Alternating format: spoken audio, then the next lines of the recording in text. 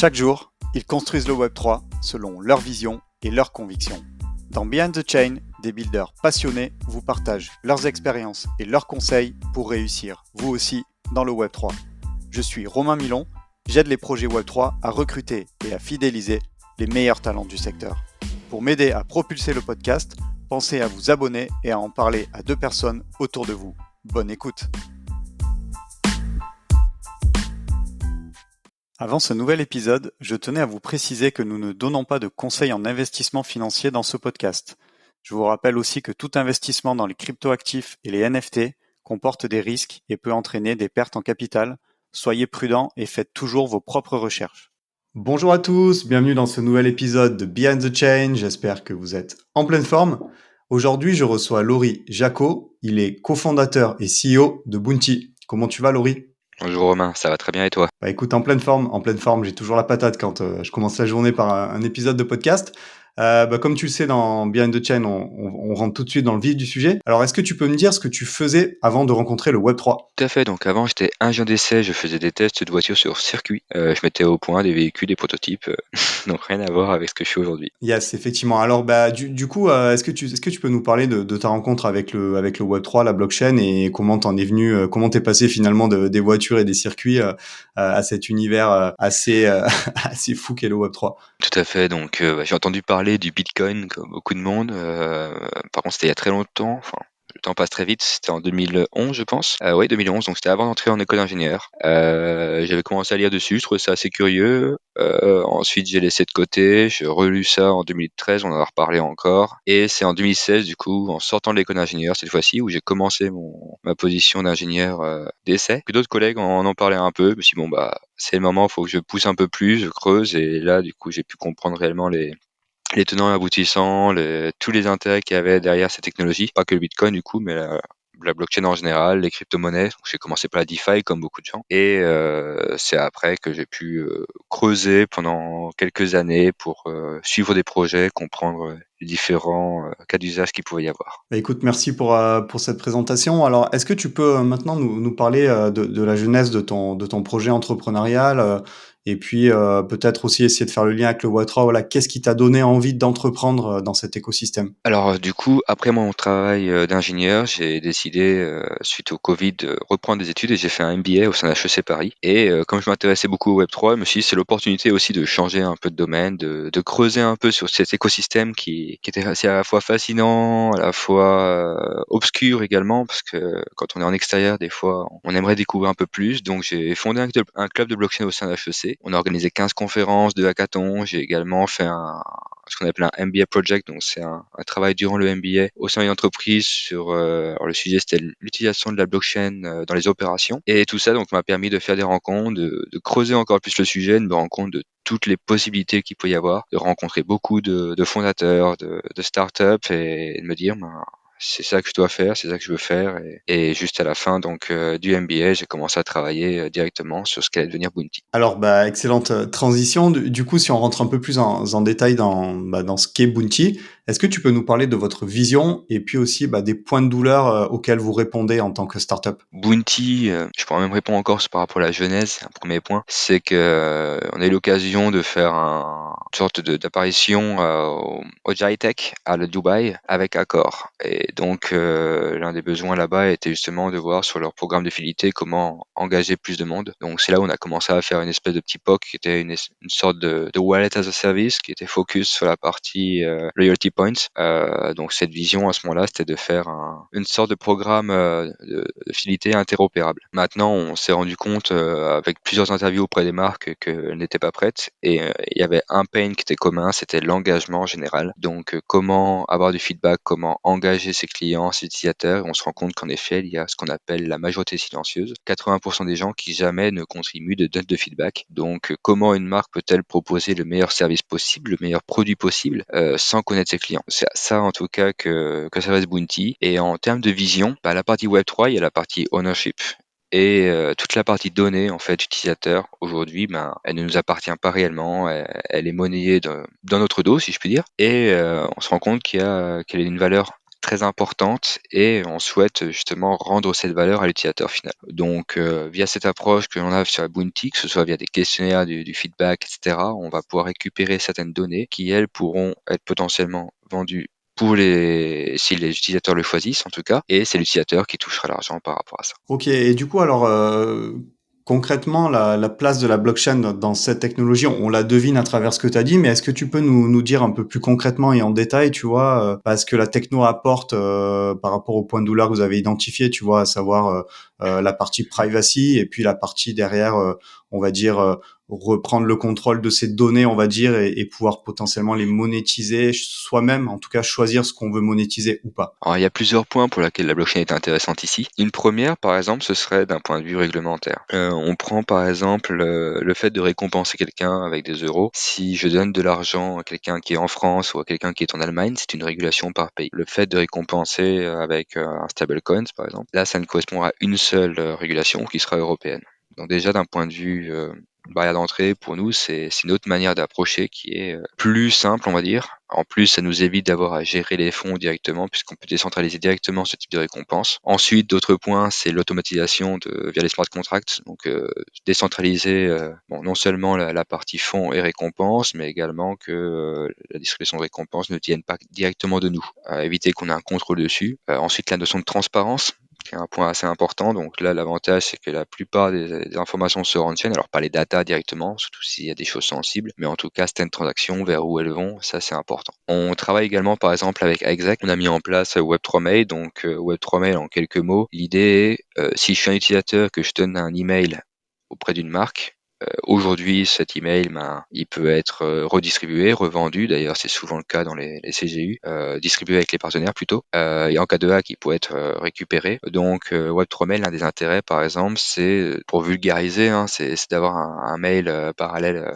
Un peu comme fait pour Ethermail par exemple, qui permettent justement d'avoir un contrôle exactement de quel mail on va autoriser pour nous écrire, quelle quantité de mails pourront être reçus depuis cet expéditeur, et donc avoir un contrôle sur à la fois qui nous écrit, la quantité de mails reçus, et potentiellement même être récompensé pour chaque mail reçu.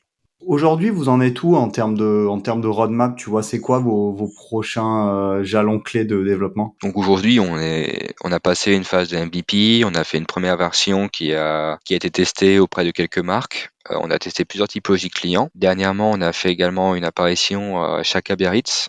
Donc ça nous a permis de faire un petit système de quête. Ça a permis d'avoir de très bons retours, notamment sur les feedbacks. En général, un événement comme ça, tu obtiens une vingtaine, trentaine de retours sur l'événement après plusieurs emails. Là, sur le premier jour, on a eu plus de 90 retours et le deuxième jour, un peu plus de 80 également. Donc, c'est relativement positif. On a pu valider l'application dans ce type de situation. Et aujourd'hui, donc, nous sommes sur une refonte. Le but étant de faire une version qui sera plus scalable et qui est surtout basée sur tous les retours qu'on a pu avoir des testeurs, les retours qu'on a pu avoir également d'interviews auprès de marques pour savoir voilà quels sont leurs besoins, les must-have qu'ils doivent avoir. Et donc, on a deux focus particuliers. C'est on va dire la qualification des utilisateurs. Qui sont les utilisateurs? C'est pas le tout d'avoir du volume, mais comment s'assurer qu'ils soient réellement engagés. Et le second point, ce sera plus d'un point de vue de l'automatisation, nous assurer en tout cas que la marque passe le moins de temps possible à paramétrer, à préparer l'application pour que tout soit le plus simple, en quelques clics seulement, que tout puisse être déployé.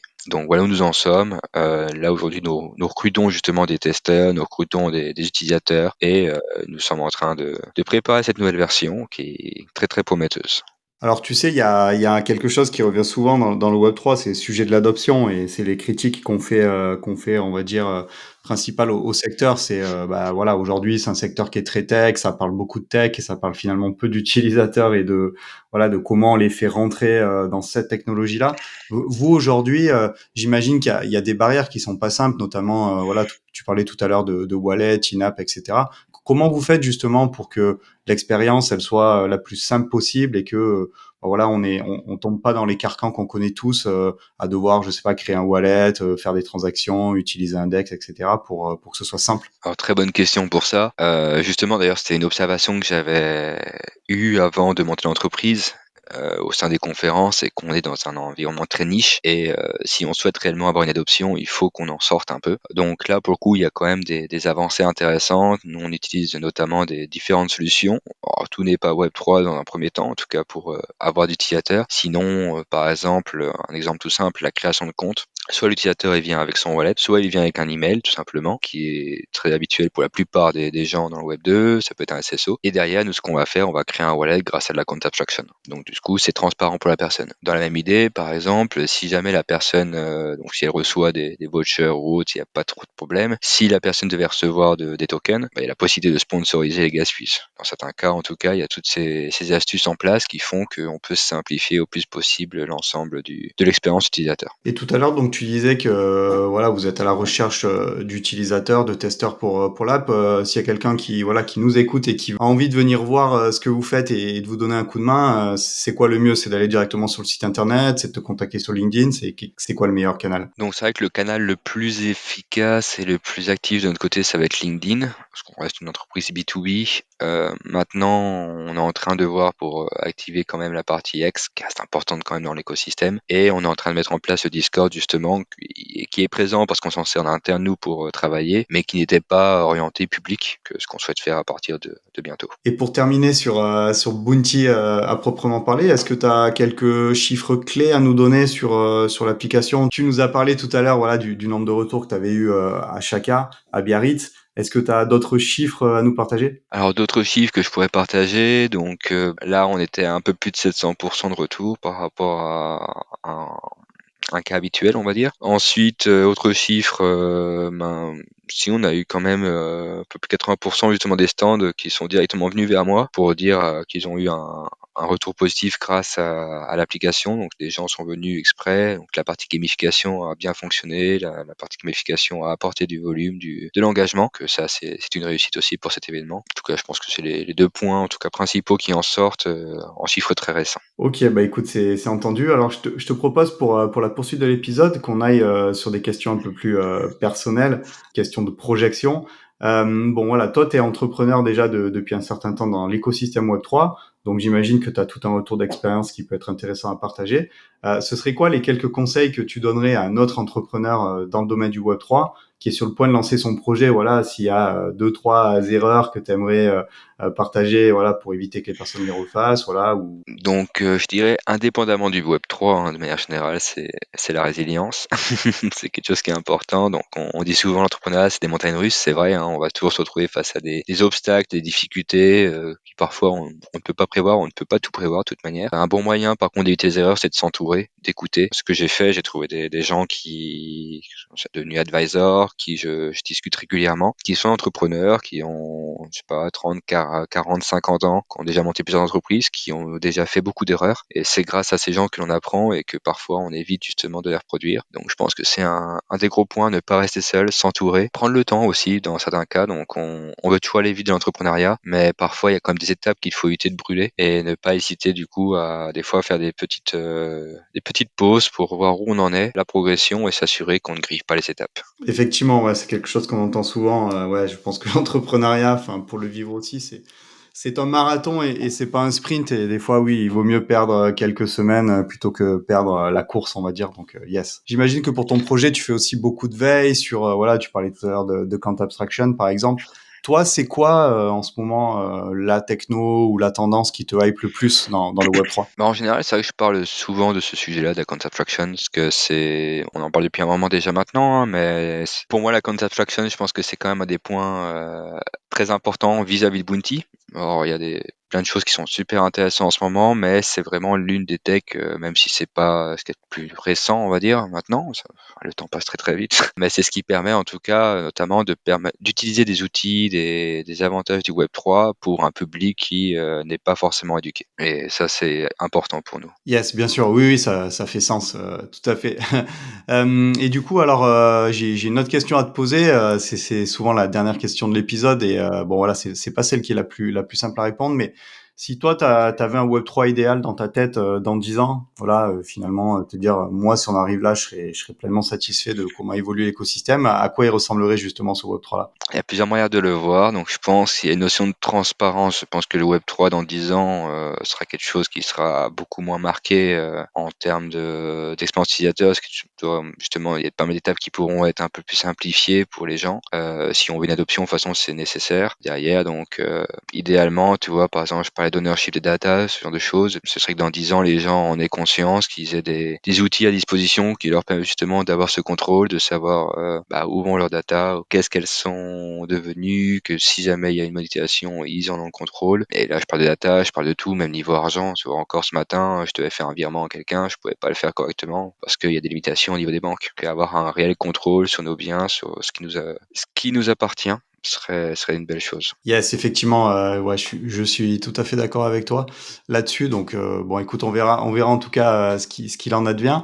Mais c'est vrai que tu vois, sur le sujet des données personnelles, je suis toujours quand même étonné parce que effectivement, c'est une des grandes, voilà, un des grands apports que peut avoir le Web3. Mais on a l'impression quand même que les gens finalement, voilà, ils savent que leurs data sont utilisées et sont, ouais, carrément spoliées par les GAFAM notamment, mais que finalement, ils en ont pas, enfin, c'est pas un sujet qui les préoccupe au quotidien. Je pense qu'ils savent que ça existe, mais j'ai l'impression qu'ils ont du mal à en évaluer l'ampleur, tu vois. Enfin, je sais pas ce que t'en penses, toi, par rapport à ça. Tu as totalement raison, donc ça, c'est un petit problème sur lequel je me suis confronté il y a un peu plus d'un an de ça, justement, où je me disais, mais même s'ils donnent la possibilité aux gens de dire, tiens, maintenant tu as un contrôle sur tes données, c'est pas aussi efficace, ça va pas faire le même tilt que quand tu leur dis, tiens, maintenant tu peux envoyer des photos ou des vidéos sur un social media. Là, il y a de l'entertainment, ils y voient l'intérêt, donc du côté un peu ludique, c'est marrant. Là, par contre, la partie data, bon, ils diront, bon, de toute façon, je sais pas ce que ça fait, on utilise mes données, oui, bon, c'est comme ça que ça marche, c'est un peu un fait. Et la différence peut-être se jouerait sur la monétisation,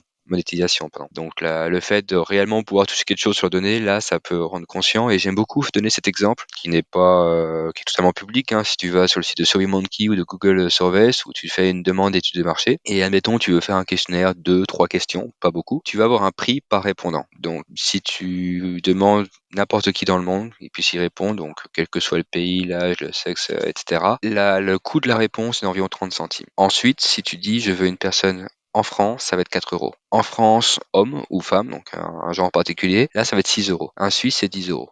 Et là, quand tu dis ça, les gens disent ah ouais, quand même. Et quand ils repensent à leurs petites applications qu'ils utilisent des fois pour répondre à quelques questionnaires et toucher 5-6 centimes, ils se rendent compte, ou même des fois des pouillèmes de centimes, ils se rendent compte qu'en effet, il y a une valeur qui est perdue. Ah, effectivement, c'est un bon exemple, ouais, pour prendre en compte, ouais, la valeur que qu'ont toutes les données personnelles qu'on laisse traîner sur Internet. Ok. Alors attention, par contre, c'est vrai que tu parles de données personnelles. Je sais pas si j'ai mentionné personnel tout à l'heure. Souvent, c'est plutôt la donnée préférentielle dans ces cas-là qui est vendue dans ces eaux-là. Nous, d'ailleurs, on ne souhaite pas vraiment communiquer sur la donnée personnelle, ne serait-ce que pour la partie GDPR déjà, également par rapport à la partie privacy où ça reste important de la conserver. Après, le préférentiel, savoir si tu préfères le chocolat ou le café, en soit, l'impact est beaucoup plus réduit. Oui, oui, ok. Bah, merci de m'avoir corrigé, d'avoir introduit la nuance. C'est quand même Ah, pas, c'est quand même pas rien. Bah écoute, on arrive du coup déjà à la fin de l'épisode. Je suis très très heureux qu'on ait pu faire cet épisode ensemble, parler voilà de ton aventure entrepreneuriale dans le Web 3 et puis aussi de Bounty. Voilà, je te souhaite le meilleur pour la suite de tout ça et bah écoute, je te laisse le mot de la fin si tu veux dire un petit mot aux auditeurs pour conclure. Bah déjà, un grand merci Romain, plaisir partagé. Et du coup, pour les auditeurs, je vous invite, si vous êtes intéressés par le sujet, à nous suivre sur LinkedIn, me contacter ou nous contacter si vous avez des questions. Et si vous souhaitez justement creuser un peu, voir ce qu'il en est sur le produit, pareil, vous nous contactez ou nous suivez et vous serez les bienvenus pour nous rejoindre. Super, bah écoute, on mettra les informations dans le descriptif du podcast pour te contacter. Et puis écoute, je te dis à très vite et une très bonne journée. À bientôt, Laurie. Salut. Merci, à bientôt.